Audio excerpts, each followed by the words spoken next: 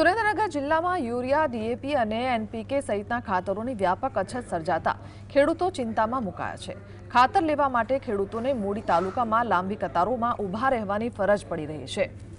ખેડૂતોના જણાવ્યા અનુસાર મૂડી તાલુકાને 7 દિવસે માંડ એક ખાતરની ગાડી મળી રહી છે, જે માંગણી સામે ઘણી ઓછી છે।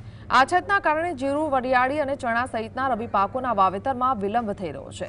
જિલ્લા વહીવટી તંત્રના દાવાઓ વચ્ચે ખેડૂતોએ રોષ વ્યક્ત કર્યો છે। ખેડૂતોની તાત્કાલિક માંગ છે કે સરકાર યુદ્ધના ધોરણે ખાતરનો પૂરતો જથ્થો પૂરો પાડે, જેથી તેમની સિઝન બગડે નહીં।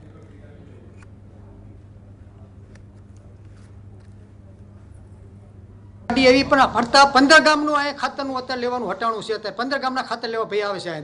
એગ્રોવાળા બિચારા અત્યારે એગ્રોવાળા પોતે હારા હે, અરે કંઈ બસડા પણ ના આપતા। એગ્રોવાળા અશોકભાઈ એમનું નામ છે, પણ ખાતર એમના ભાગમાં આવે। ઝાઝા ખેડૂત હોય તો 2 ઠેલી આપે, નકર 3 ઠેલી આપે। એ તો કમ્પ્લીટ એગ્રોવાળા ખાતર દે છે, પણ સરકારને વિચારવું પડે ને કે 15 ગામમાં જો એક ગાડી ખાતર 8 દી આવતી હોય તો ખેડૂત કરે શું? આ હડલા એગ્રોમાં નહીં તો એક ગાડી ખાતર એમને મેકલાવવું પડે, ત્યારે 15 ગામનો સમાવેશ થાય। અને એમાં લેન્ડમાં માણસો છે, બે ઠેલી ખાતર આપે છે। હવે અત્યારે આ તક ખાતર નાખવાની ખેડૂતને છે। હવે અત્યારે ખાતર ન મળે તો ખેડૂતને પછી ખાતર હવે શું કરવાનું? પછી ખાતર ન મળ્યું, જો આ બાજુમાં પંપ પડ્યો, પછી મેં ખાતરનો વારો આવ્યો નહોતું, પછી પંપ લીધો, કીધું આ હવે નહીં વારો આપણો આજ આવે।